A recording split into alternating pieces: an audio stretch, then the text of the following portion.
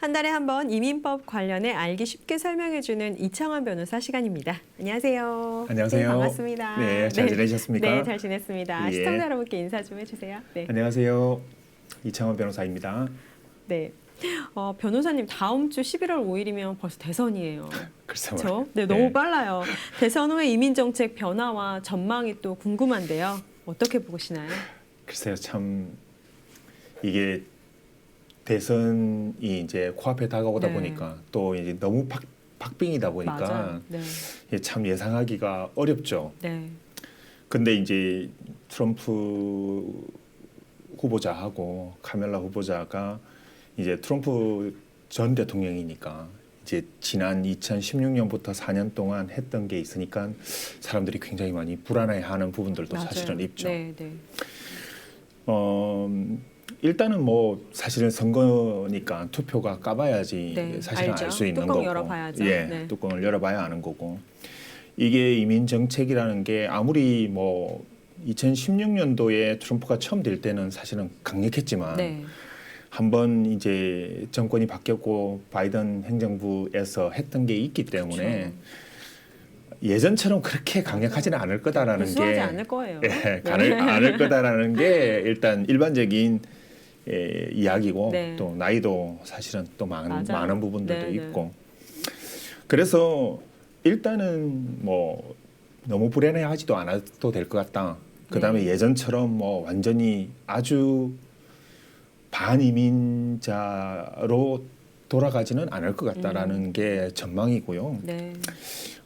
만약에 뭐 예를 들어서 트럼프가 된다고 하더라도 뭐 그렇게 이 강력한 예전처럼 뭐 이렇게 퍼블릭 차지에 대한 뭐 광범위한 영주권을 못 받는 사유를 만든다든지 네. 또는 뭐 모든 취업 이민들을 다 인터뷰를 통해서 한다든지 이런 어떤 예전의 것으로 완전히 회귀하기는 어렵지 않을까라는 네. 생각이고요. 맞아요. 그리고 우리나라 국민들은 또 불법으로 넘어오시는 분들은 거의 없잖아요. 네, 맞습니다. 그래서 그런 부분은 막 피부로 느껴지지는 않을 것 같아요. 예, 네. 일단은 그러고 어차피 이민 행정부가 할 수 있는 그런 역할이라는 게 네. 사실 정해진 법률적인 부분들을 집행하는 그쵸. 부분이라서 네, 네. 뭐 이제 행정부에서 했던 거 예를 들면은 뭐 다카에 대한 불안한 부분들 네. 그 다음에 지난 8월달에 했던 그 이 미립국한 네. 배우자 네, 맞아요. PIP 했던 네. 부분들 아직도 이제 시행은 사실은 못 접수만 받고 있지 네, 네. 아직 시행은 못 되고 있죠. 네, 네. 그런 부분들에 대한 것은 이제 정권이 바뀌느냐에 따라서 조금은 변화는 있겠죠. 하지만은 전체적인 기조, 뭐 취업 이민이든 뭐 가족 이민이든 그런 기조 자체가 완전히 변한다고 네. 하기는 어려울 것 같고요. 네. 단지 이제 만약에 이제 해리스 부통령 민주당이 계속 집권을 하게 네. 된다면 이제 뭐 다카에 대한 부분이나 또는 뭐 행정명령이 나왔던 PIP에 대한 부분들은 이제 정리가 돼서 아마 조금은 자유롭게 되는 그런 효과들은 있겠죠. 네. 그렇지만은 뭐 이게 크다란 뭐 완전히 뭐 이렇게 요동치는 그런 네. 변화가 있을 거라고 보지는 않습니다. 네, 그렇군요. 이민법에 관해서 이제 늘 알기 쉽게 풀어주시는데요. 오늘은 취업 이민 시의 영주권 소속 중 스폰서가 변경되는 때 있잖아요. 예, 예. 그때 좀 어떻게 돼야 예, 될지. 사실은 뭐 미국 경기 자체도 뭐 그렇게 썩 좋지도 않고 또 실업률도 이렇게 직장을 잃어버리는 실업률도 많아지고 네. 이러다 보니까 결국 뭐 영주권 수속 기간도 또 사실은 길어지고 있고 그렇죠. 예, 네. 우선 일자가 네. 이제 계속 후퇴하다 보니까 그러다 보니까는 뭐 최근에 문의들이 결국은 스폰서와 계속 일을 못 하게 된다. 네. 만약에 영주권 수속 중인데 어떻게 그쵸, 해야 불안할 되느냐. 것 같아요. 예, 네. 불안하게 사실은 생각을 하고 있고 또 네. 또 그에 비해서 사실은 또 일하려고 하는 사람이 또 적은 부분들도 있어요. 사실은 인플로이어가 네. 뭐 직원을 못 찾는다라는 네. 그런 또 이야기도 있고 이러다 보니까는 이게 좀 잘 매칭이 된다면 훨씬 더 좋은 시너지 효과가 나기는 그쵸. 나겠죠. 네. 기본적으로 취업 이민에서 영주권 스폰서를 변경할 수 있도록 법률적으로 허용하고 있습니다. 그러니까는 보통 그것은 이제 포터빌리티, 그러니까 H1B를 스폰서 변경하는 것처럼 네. 취업 이민의 경우에도 일정한 단계가 되면 뭐 영주권 스폰서를 변경해서 전혀 다른 원래 영주권 수속을 시작했던 그런 인플로어가 아닌 사람한테서 영주권을 받고 일을 할 수도 있는 있어요. 거죠. 아, 예. 그렇군요. 그래서 그게 이제 영주권 신청이 들어갈 때 이제 네. 그 485J라고 이제 계속적인 영주권 스폰서를 하느냐라는 질문을 하는 양식이 있어요. 네. 그걸 통해서 할 수 있는데 단 이 경우에는 모든 언제든지 예를 들어서 이제 뭐 막 영주권 신청서 그러니까 LC 단계를 진행했을 때도 할 수 있느냐 네. 뭐 이런 단계적인 그런 검토는 사실은 필요합니다. 아, 그렇군요. 혹시 그러면 이렇게 변경을 했어요, 영주권 신청 중에. 그러면은 신청한 사람이 받는 불이익도 있을까요? 그러니까는 뭐 만약에 이 자유롭게 스폰서를 변경할 수 있는 포터빌리티가 적용이 되는 법 규정에 해당이 된다면 상관이 없. 사실은 네. 그 이전에 인플로이어가 영주권 그 이미그런트 비자 피티션 I-140를 네. 뭐 취소하겠다고 협박을 할 수도 있겠죠. 그렇더라도 그거는 사실은 영향은 없어요. 아, 그렇군요. 예. 네. 그런데 이제 그 단계 그러니까는 자유롭게 스폰서를 변경할 수 있는 요건이 맞춰지는 게 사실은 중요하죠. 그래서 그런 단계가 되기가 사실은 어려워요. 더더욱도 네. 요즘에는 또 이제 그 485 신청 자체가 시간이 많이 걸리다 보니까 네. 그래서 이 자유롭게 영주권 스폰서를 변경할 수 있는 단계는 법률적으로 I-140가 승인이 되고 그 다음에 485가 펜딩인 그러니까 본인의 영주권 신청이 펜딩인 기간이 180일이 지나야 됩니다. 아, 그렇군요. 예, 그러니까 두 가지 요건이 필요한데 첫 번째는 I-140이라고 이미그런트 피티션이 승인되고 네. 485라고 영주권 신청 보통 해서 지문 찍고 워크퍼밋 받고 이런 절차들을 거치는데 그 펜딩인 기간이 180일이 지나야 합니다. 아, 그렇군요. 그건 좀 기억해둘 사항인 것 같네요. 네. 스폰서 변경을 이제 하려고 해요. 그럼 어떤 서류들이 필요할까요? 기본적으로 사실은 이 영주권 스폰서 변경은 조금 자유롭다고 할 수 있어요. 사실은 네네. 그 영주권 스폰서 변경에 관련되는 반드시 이민국에다가 네. 리포트를 해야 될 의무도 존재하지도 않고요. 추가 서류가 나오지 않는 한 뭐 조금은 자유로워요. 네. 단 이제 그 요건만 지금 말씀드린 I-140가 승인되고 485가 펜딩인 180일이 지나는 네, 네. 요건만 잘 맞추시면요. 네. 그렇기는 하지만 이 포터빌리티 그러니까 스폰서 변경에 대해서 굉장히 중요한 사항이 있어요. 네. 그것은 어떤 거죠? 네. 그것은 원래 영주권 스폰서를 했던 그 잡 타이틀과 잡 디스크립션이라고 있는데 네. 그러니까 내가 어떤 직종으로 어떤 직책으로 영주권 스폰서를 했느냐라는 네. 게 있죠. 그 회사에서. 네. 그게 substantially same이거나 similar 해야 돼요. 아, 같은 계열로. 예. 네. 그러니까는 그 잡 디스크립션이 거의 90% 이상 일치해야 됩니다. 그러니까는 뭐 예를 들면은 뭐 여기 그래픽 디자이너로 영주권 수속을 시작을 했다면 네. 네. 뭐 꼭 같은 회사는 아니더라도 그러니까 방송국이 꼭 같은 필요는 없지만 네. 자기가 하는 일은 같아야죠. 거의 90% 이상 네. 똑같거나 아니면은 거의 시뮬러 해야 돼요. 그 요건만 맞추면 되고 네. 새로운 스폰서 회사에는 물론 당연히 재정적인 능력이 있느냐라는 것들은 사실은 중요할 수 있어요. 네. 그렇긴 하지만 그 서류들이 반드시 이민국에 들어가야 되는 건 아니에요. 그래서 일단은 이 스폰서 변경을 하려고 할 때는 네. 일단 기본적으로는 회사가 동일한 종류의 비즈니스를 하는 회사일수록 좋아요. 그래야지 본인 포지션도 네, 정확하게 명확하죠. 같은 걸로 네. 만들 수 있으니까. 네. 단 모든 준비를 다 해놓고 예를 들어서 새로 인플로이어 옮기는 경우에는 인플로이어 옮기는 회사로부터서 485J라는 양식의 서명을 받아놓고요. 네.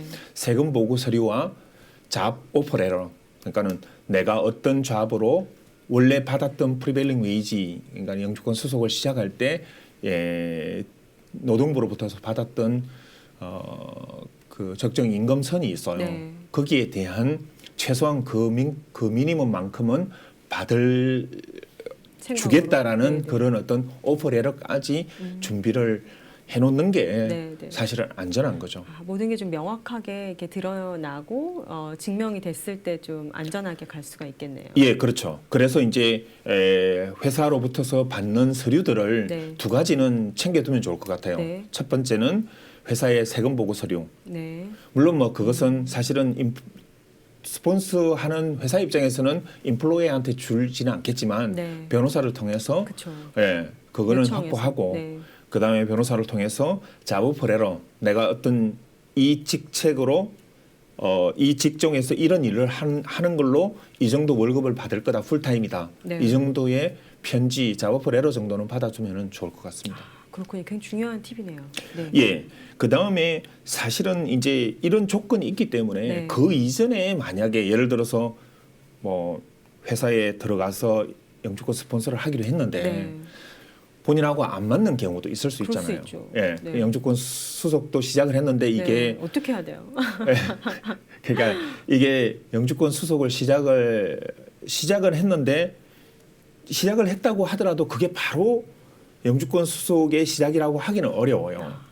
그러니까는 예를 들어서 지금 현재로는 노동부에다가 적정 임금성 PWD라는 것을 신청해서 받는 데까지도 거의 1년 정도 이상이 걸려요. 그렇군요. 예, 만약에 예를 들어서 그런 상황에서 네. 내가 직장이 안 맞아서 다른 네. 직장으로 옮겨가야 되겠다라고 한다면 사실 기존에 진행했던 모든 것은 포기하고 다시 시작을 하셔야 돼요. 그렇군요. 그러니까는 앞에서 말씀드렸던 이제 스폰서를 자유롭게 변경을 하기 위한 요건이 첫 번째가 I-140가 승인이 나야 된다. 두 번째는 영주권 신청이라고 하는 485 신청이 펜딩인 게 180일. 그러니까 6개월이 지나야 네. 된다라고 이야기했는데 그러면 만약에 그 이전에 내가 바꾸려고 한다면 이라고 하면 그 이전에 모든 절차들은 다 없는 거예요. 없는 거하고 같아지는 거예요. 그래서 좀 신중하게 네. 결정할 필요가 있어요. 그래서 그러네요. 그래서 본인이 가지고 있는 서류 I-140와 485 접수증을 가지고 네. 상담을 받거나 아니면 본인이 법 규정을 찾아서 정확하게 그 내용을 알고 있는 상태에서 진행을 해야 될 필요가 있을 것 같습니다. 그러니까는 네. 사실 자유롭게 옮길 수는 있지만 네. 그 자유로움을 가지기까지는 기다려야 되겠네요. 180일. 네. 그래서 아예 뭐 예를 들어서 I-140를 접수를 못 시키고 있는 경우도 있어요. 최근에는 우선 일자 프라이어리티 데이시 커런트하지 않기 때문에 그래요. 네.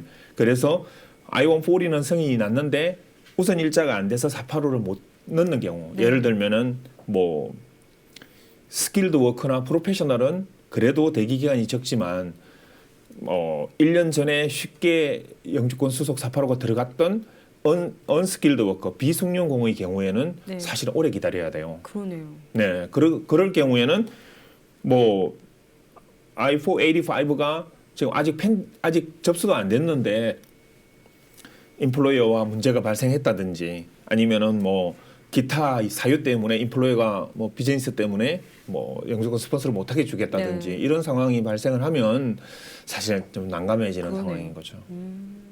그렇다면 일반적으로 지금 케이스 받으실 텐데 영주권 신청하고 나오는 기간이 요즘에는 어느 정도 될까요? 글쎄 참 그거는 대답하기가 참 어려운 게 케이스마다 조금 다르긴 한데 케이스마다 다른 것도 있지만은 이게 저희가 예상을 할 수 있는 부분들은 과거에 이루어졌던 것을 기준으로 하기 때문에 앞으로 얼마나 걸릴지는 사실은 아무도 몰라요. 예, 알 수가 없는 거고 지금 물론 뭐 많은 경우들이 사실은 온라인화되기 때문에 네. 빨리빨리 이루어져요. 그렇죠. 예를 들면 네. 취업 이민이 아니고 가족 이민들의 경우에는 또는 뭐 시민권 인터뷰 같은 거 또는 뭐 영주권 연장 이렇게 이제 온라인으로 접수가 가능한 경우들은 사실은 굉장히 수속이 빨리 진행이 돼요. 그에 비해서 이제 페이퍼로 이루어지는 지금 이제 뭐 이 485 경우들 취업 이민들은 온라인으로 이루어지는 게 사실은 지금은 아직은 없어요. 네. 그러다 보니까는 수속 기간이 계속 길어질 수 있고 또 이제 변수가 또 이제 선거 대선이 이제 네, 맞아요. 다음 주니까 네, 네. 또 선거 이후에 1월 달에 이제 새로운 정부가 들어서게 된다면 네. 이게 또 어떻게 될지 사실은 알 수가 없는 거죠. 그렇죠. 그래서 지금 현재로 뭐 그냥 숙련공과 전문직의 경우에는 약 한 3년 정도 걸린다고 보시는 게 좋을 것 같고 네네. 그 정도 계획은 네. 하고 진행을 하셔야 될 것 같고 비숙련공의 경우에는 그보다는 최소한 1년 이상은 더 걸린다고 생각하시면 좋을 것 같습니다. 그렇군요. 새로운 스폰서랑은 언제부터 언제까지를 해야 될까요? 사실은 여기에 대한 것도 법률적으로 명확하게 딱 규정이 되어 있지는 않아요. 네. 왜냐하면 보통 이제 스폰서 변경을 하려고 할 때 네. 485가 접수됐고 요즘에 EAD 카드가 이제 5년짜리가 나왔기 때문에 네, 네. 일을 할 수 있는 자격은 주어졌잖아요. 그래서 언제든지 새로운 스폰서와 일을 시작을 할 수는 있어요. 단 이제 얼마만큼 그 새로운 스폰서와 일을 하는 게 빠를수록 좋은 거죠, 사실은. 그렇죠. 네. 그러니까는 조건이 포트빌리티 조건이 맞춰졌다면 사실은 저는 가능한 한 빨리 새로운 스폰서랑 일을 하는 게 좋고 페이 레코드 그러니까는 월급 명세서를 잘 갖춰야만이 나중에 추가 서류가 온다든지 아니면은 영주권을 받은 이후에 이제 시민권을 신청한다든지 했을 때 문제가 없게 되기 때문에 가능한 한 빨리 해야 되는 거고 얼마만큼 오랫동안 일을 해야 되냐라는 거는 원칙적으로 다 똑같아요. 영주권을 받고 나서 일정한 정도까지 뭐 보통 최소한 6개월 이상이라고 이야기를 하니까 네, 네. 사실 가능한 한 오래 할수록 그렇죠. 예, 네. 좋은 거죠. 네. 이제 새로운 스폰서가 영주권 스폰서까지 해줬으니까 좀 오래 하게 된다면 훨씬 그 다음 단계를 진행하기가 수월할 것 같아요. 네, 네. 근데 이제 최근에 이제 이 포트빌리티에 관련되는 사실은 사건과 문의가 사실은 많은 거는 사실이에요. 네. 왜냐하면 지금 경제 상황도 그렇고 또 이게 인식하지 못했던 그러니까는 이 삼순위도 언스킬드 워커도 이렇게 오래 걸릴 줄은 사실은 몰랐거든요. 그쵸. 예, 그러다 보니까는 결국은 상황이 바뀌다 보니까 결국은 이제 인플로이어도 못 견디고 인플로이도 다른 잡을 잡고 싶고 또 이런 경우들이 발생을 네. 하기 때문에 그래서 이제 정확하게 법 규정에 맞게끔 컨설팅을 받는 게 중요하겠다라는 생각은 들어요. 네. 그래서 심지어 이 포트빌리티 그러니까는 이 인플로이어 변경의 경우에 꼭 다른 회사가 아니라 사실은 자기 그러니까 셀프 인플로이먼트 자기가 만든 자기 회사에서도 가능하기는 해요. 네. 그렇기 때문에 뭐 정 없다면은 본인이 비즈니스를 시작하면서 할 수도 있어요. 단 그때도 잡 포지션이 그러니까 아무 잡이나 다 되는 게 아니니까 같은 계열. 예, 본인이 가지고 있는 원래 영주권 신청했던 그 노동부에 신청했던 잡 직업으로. 예, PWD에 있던 잡 타이틀과 잡 디스크립션과 웨이지가 일치하게. 예. 네. 그렇게 가는 게 중요하기 때문에 제 생각에는 전문가의 도움을 받는 게 중요하다고 생각을 합니다. 그렇군요. 예. 끝으로 저희가 방송을 보신 저희 시청자분께서 질문을 하나 보내오셨어요. 국적 상실 문의 케이스인데요. 지난번에 말씀해 주셨던 현재 시민권자 부부가 있어요. 예. 근데 미국에서 결혼을 하고 한국에는 혼인신고는 안 하셨어요. 네. 근데 영주권 때 아들 둘을 낳았는데 한국에 혼인신고 안 했으니까 출생신고도 안 했겠죠. 네. 네. 그랬는데 이런 경우에 아이들이 한국 국적을 가지고 있느냐의 질문 한 가지와 예. 그렇다면 어떻게 한국 국적을 포기하거나 상실할 수 있을까요? 라는 질문이었거든요. 이게 참 이게 정확하게는 이제 국적 상실은 아니고 이제 네. 국적 이탈인데 여기서 태어난 애들이잖아요. 네, 그렇죠? 맞아요. 예. 여기서 태어난 애들이기 때문에 용어상으로는 정확하게는 국적 상실은 아니고 국적 이탈 신고인데 네. 이제 이거는 뭐 제가 미국 이민법 변호사가 대답할 수 있는 건 아니고 네.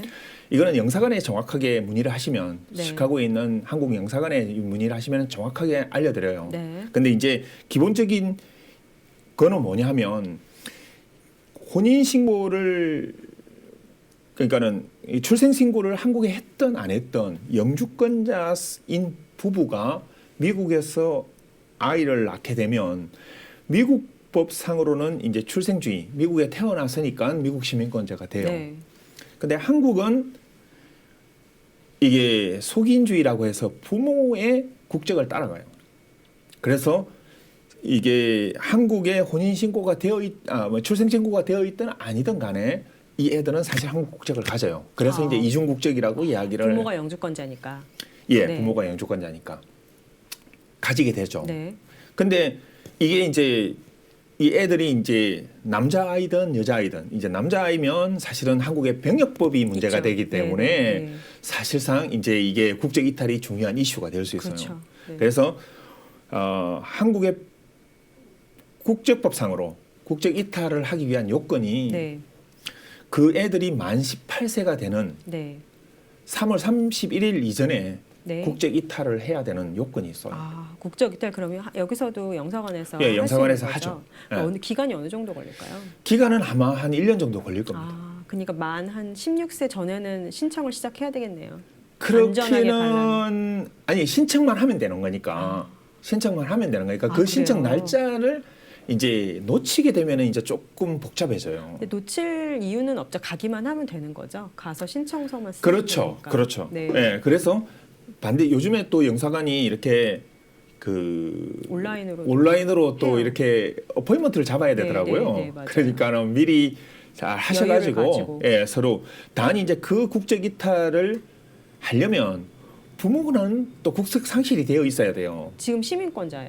시민권자라고 해서 자동으로 국적이 상실이 되는 건 아니거든요. 그렇군요. 예, 그래서 이제 그 전제 요건 자체가 또 제가 절차가 있네요. 네, 네. 그래서 네. 영사관에다가 정확하게 문의를 하셔가지고 네. 절차를 단 이제 그러니까는 자제분이 만 17세가 됐을 때에 네.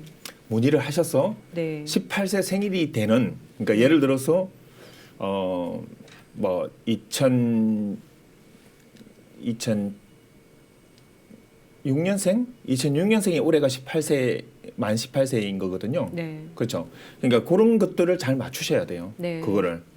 본인 아이의 그 날짜 예, 만 18세가 되는 네. 해에 3월 31일까지 전까지는 꼭 예, 3월 하라. 31일 전까지는 접수가 네. 돼야 되기 때문에 네. 4월 1일부터는 이게 접수가 안 되면서 좀 복잡한 문제가 있어요. 그렇군요. 예, 네. 그래서 꼭 시기를 놓치지 말고 영사관에다 문의해서 필요한 서류들하고 어떤 절차들을 잘 하셔야 돼요. 그게 사실은 이게 병역법하고 관련되는 거고 네.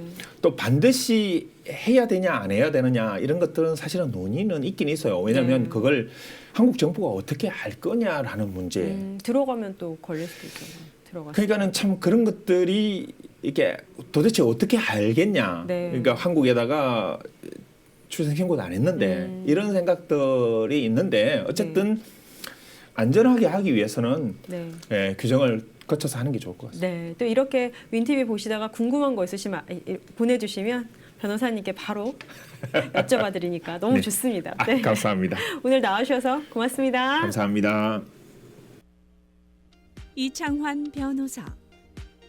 영주권, 시민권 신청, 비이민 비자, 이민 소송. 이민법에 대한 명쾌한 분석과 해답. 20년 넘게 쌓은 노하우와 전문적 지식. 이창환 변호사. 847-375-9620 2454 댐스터 스트리트 310호 데스플랜스에 위치합니다.